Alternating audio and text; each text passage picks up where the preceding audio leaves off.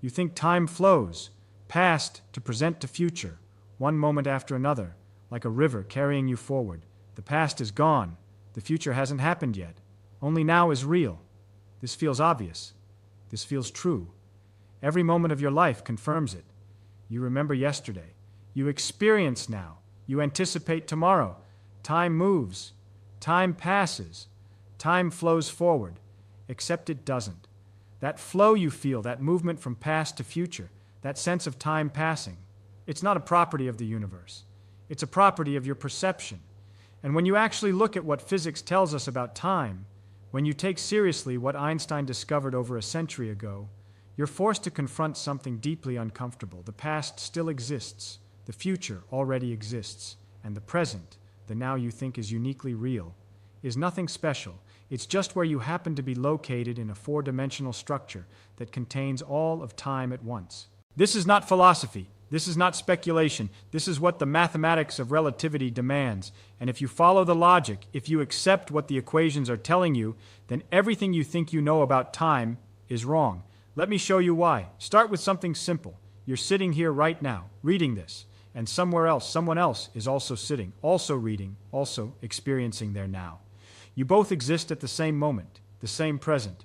You're synchronized. Both of you are in the now, separated by space but sharing the same time. Except you're not. There is no shared now. There is no universal present moment. What you call now, this instant you're experiencing, is not the same as what someone else calls now. Not if they're moving relative to you. Not if there's any velocity difference between you. And since everything in the universe is moving relative to everything else, there is no single objective present moment that everyone shares. This is not an approximation. This is not close enough for practical purposes. This is exact. The present is not universal. Now is not absolute. And this fact, this simple consequence of how space and time actually work, destroys the idea that time flows. Here's how Einstein realized it. He was thinking about light. Light always travels at the same speed. Always. No matter how fast you're moving, no matter what direction you're going, when you measure the speed of light, you get the same number. 299,792,458 meters per second. This had been measured. This was confirmed. But it made no sense. If you're on a train moving forward and you shine a flashlight forward, common sense says the light should be moving faster, the speed of light plus the speed of the train. But it's not. The light moves at exactly the same speed it would if you were standing still. How is that possible? How can the speed of light be the same for everyone, regardless of their motion? Einstein found the answer, and the answer required breaking something everyone thought was fundamental. He had to give up the idea of absolute time. He had to accept that time itself is relative, that different observers moving at different velocities experience time differently, not just measure it differently, experience it differently. Time literally passes at different rates for people in motion relative to each other. This is time dilation. It's been tested. It's been measured. It's real. Put an atomic clock on a plane. Fly it around the world. Compare it to an identical clock that stayed on the ground. The moving clock shows less time has passed. Not because it's broken, because time actually passed more slowly for it. The faster you move, the slower time passes for you. This is not an illusion. This is the structure of reality. But time dilation is just the beginning. The real shock comes when you ask a different question. Not how fast does time pass, but what does it mean for two events to happen at the same time? What does simultaneous mean? You think the answer is obvious. Two things happen at the same time if they happen at the same moment. But what does that mean? How do you check? You can't be in two places at once. So you need to compare clocks. You need to have synchronized clocks at both locations and check what time each clock shows when each event happens. If the times match, the events were simultaneous. Fine. But how do you synchronize the clocks? You can't carry one clock to the other location because moving the clock would change how fast time passes for it due to time dilation. So you need to synchronize them remotely. You need to send a signal. And signals travel at the speed of light. They're not instantaneous. They take time.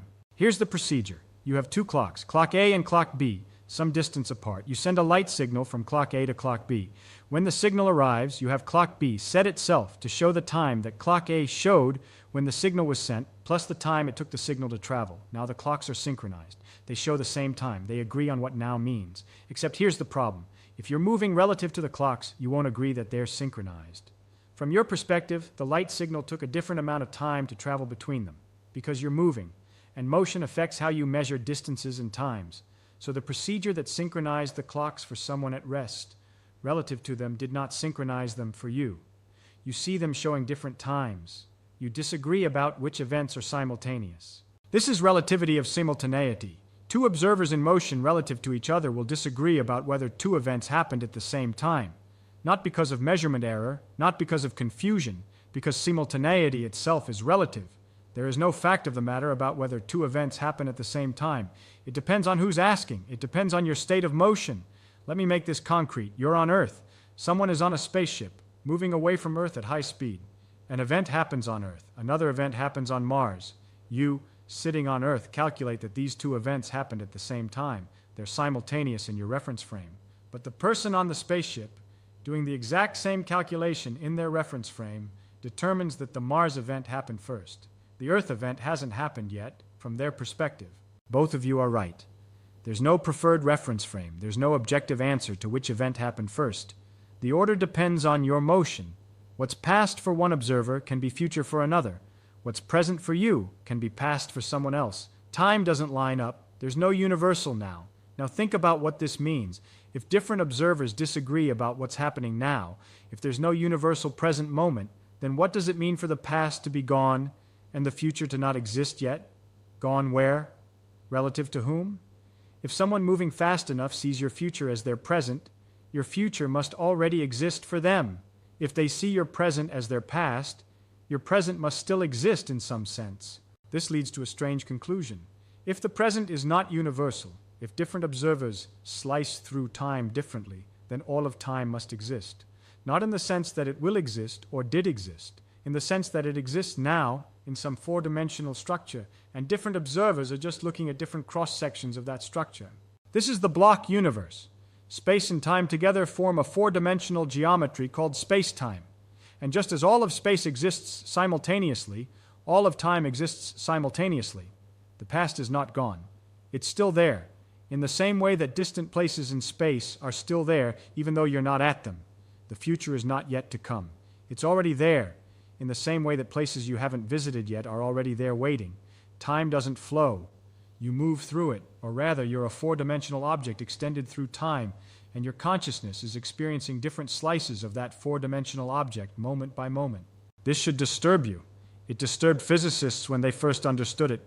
It still disturbs people now, because it means that everything that will ever happen to you has already happened, in the sense that it exists in the block universe. Your future self, making choices, experiencing things, those moments are already real. They're already there in space-time. You just haven't experienced them yet, because your consciousness hasn't reached that part of your four-dimensional existence. And the past, everything you've experienced, every moment you've lived, those aren't gone. They're still there, still real, still existing in space-time. You've moved past them in the same way you move past buildings when you walk down a street. The buildings don't cease to exist when you're not looking at them. They're still there. And your past moments are still there, still real, still part of the structure of space-time. Now you might object. This can't be right. I can change the future. I can make choices. I have free will. If the future already exists, how can I affect it? But you're thinking about it wrong. You're imagining yourself as existing at a single moment, the present, and reaching forward to shape a future that doesn't exist yet. But that's not what's happening. You're a four-dimensional object. Your entire life, from birth to death, exists as a single structure in space-time. And that structure is self-consistent. The choices you make are part of the structure. You can't change the future, because the future is part of the same four-dimensional object that includes your present self-making choices. Think of it like a movie. The entire movie exists on a DVD. All the frames are there simultaneously. But when you watch the movie, you experience it frame by frame. You see characters making choices, facing uncertainty, affecting outcomes. The fact that all the frames exist simultaneously doesn't make the choices meaningless. It just means the choices are part of a complete, self-consistent structure. Your life is like that. It exists as a complete structure in space-time, and you experience it moment by moment, making choices that are real and meaningful even though the entire structure already exists. Here's another way to think about it. Imagine a book. The entire book exists. All the pages are there, but you read it page by page. When you're on page 50, pages 1 through 49 still exist. You're just not reading them anymore. And pages 51 through the end also exist. You just haven't read them yet. The book doesn't come into existence as you read it. It's all there. You're just moving through it. Time is like that. Your life is like that. The whole thing exists. You're just experiencing it sequentially. But wait, if all of time exists, if past and future are as real as present, what about cause and effect? What about the arrow of time? Things don't happen randomly. Ice melts. It doesn't spontaneously freeze. Eggs break. They don't reassemble. There's a direction to time. Past and future are not symmetric. How does the block universe explain that? The answer is entropy. The second law of thermodynamics. Entropy increases, disorder spreads. This is not a fundamental law in the sense that Newton's laws or Maxwell's equations are fundamental. It's statistical. It emerges from the fact that there are many more disordered states than ordered states, and systems naturally evolve toward more probable states, which means toward higher entropy. But here's the key. The second law doesn't say time flows. It says entropy increases along one direction of time. It defines an arrow, a direction in which entropy is higher. We call that direction the future, and we call the opposite direction the past. But both directions exist. The arrow of time is not time flowing. It's an asymmetry in the structure of space-time. It's a gradient in entropy, and we, as conscious beings, experience ourselves moving in the direction of increasing entropy because our memories, our sense of causation, our entire cognitive structure depends on entropy gradients. You remember the past, not the future, because memory formation increases entropy. Recording information requires dissipating energy. Neurons fire, heat spreads, entropy goes up. And this process naturally happens in the direction we call forward in time. So you remember what's behind you along the entropy gradient and not what's ahead of you. But both directions exist in the block universe. Let me give you an example that makes this more concrete. You're standing at one end of a train platform. The train tracks extend in front of you into the distance. Behind you, they extend into the distance the other way. Both directions exist. The tracks don't come into existence in front of you and disappear behind you as you walk. They're all there. But if there's fog in one direction, you can see clearly only in the other direction. The fog doesn't make one direction of the tracks less real. It just makes it less visible to you. Time is like that. Past and future both exist, but you can see in only one direction. You remember the past because the structure of your brain, the physics of information storage, the laws of thermodynamics, all point the same way along the entropy gradient. The future is hidden not because it doesn't exist, but because the mechanisms that let you perceive time are directional. They work in only one direction, the direction of increasing entropy. Now let's make this even more precise. Space-time is a four-dimensional manifold. 3 dimensions of space, 1 of time. Every event that ever happens or will happen is a point in this manifold. Your birth is a point. Your death is a point. Every moment of your life is a point. And all these points exist together in the structure. The manifold doesn't change. It doesn't evolve. It just is. It's a fixed, eternal, four-dimensional geometry. You are not a point in this geometry. You are a curve, a path through space-time called your world line. Your world line starts at your birth and ends at your death. And every point along your world line corresponds to a moment of your existence. You at age 5, you at age 20, you at age 60. All of these are different points along the same curve. All of them exist simultaneously in space-time. What you experience as the flow of time is your consciousness moving along your world line. Or more accurately, different segments of your world line have different conscious states, and the way these states are connected creates the illusion of flow. You at this moment remember the earlier parts of your world line and anticipate the later parts. That creates the subjective sense of time passing, but objectively the entire world line exists at once. This is what Einstein meant when he said the distinction between past, present, and future is a stubbornly persistent illusion. He understood that relativity implies the block universe. He understood that all of time exists, and yet he also understood that we experience time as flowing, because that's how consciousness works. The experience is real, the flow is an illusion. Here's an analogy that might help. Imagine you're watching a parade from a window. You see people marching past. They appear in front of your window. They march across your field of view. They disappear. From your perspective, people are coming into existence, existing briefly, then ceasing to exist. But that's just your limited viewpoint. The entire parade exists simultaneously along the street. People you haven't seen yet are already there down the street. People you saw minutes ago are still there just out of view. Your window gives you a limited perspective that makes it seem like things are coming into and going out of existence. But the full reality is that everything exists spread out in space. Time is the same. Your consciousness is the window. You experience moments sequentially, one after another, because that's your limited perspective. But the full reality is that all moments exist spread out in time. Past moments are still there. Future moments are already there. You're just not looking at them right now. And here's the final disturbing consequence. If the block universe is true, if all of time exists, then free will is not what you think it is. You can't change the future because the future already exists as part of the four-dimensional structure. The choices you make are already part of that structure. You experience making choices. You experience deliberating, deciding, acting, and that experience is real. But the outcome of your choices is already part of space-time. It's not that you're predetermined by some external force. It's that you, as a four-dimensional object, are what you are. Your choices are part of you. They're part of your world line. They're not separate from you in a way that would allow you to step outside and change them. This is compatibilism, the idea that free will and determinism are compatible. Because free will doesn't mean the ability to do otherwise. It means the ability to act according to your desires, your reasoning, your character. And you have that. Your choices flow from who you are. The fact that who you are, including all your choices, exists as a fixed structure in space-time doesn't make your choices less real or less meaningful. It just means they're part of a coherent, self-consistent whole. Some people find this comforting, the idea that everything has already happened, that there are no genuine alternatives, that the universe is a complete, determined structure. It removes anxiety about the future. It removes regret about the past. Everything is as it is. Everything is as it must be. Others find it horrifying, the idea that you have no genuine freedom, that your choices don't matter, that your future is already written even if you can't read it yet.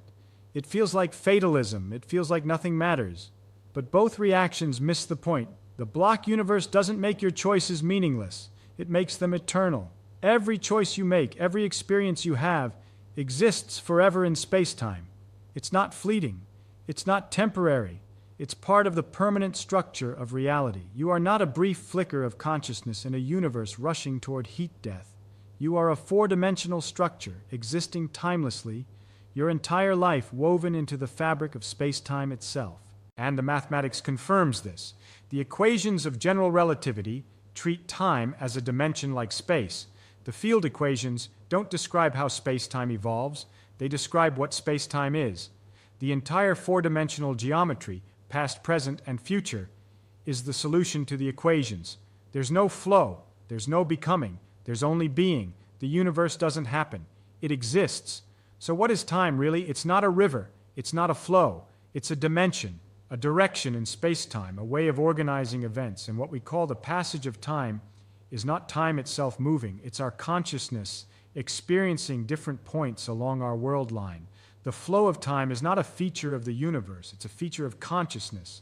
It's how we experience the static, eternal structure of space-time. Reality is not obligated to match your intuition. It's only obligated to be consistent. And the consistent picture that emerges from relativity is the block universe. All of time exists. Past, present, and future are equally real. And the flow you feel, the passage you experience, is the way your consciousness moves through a four-dimensional structure that simply is.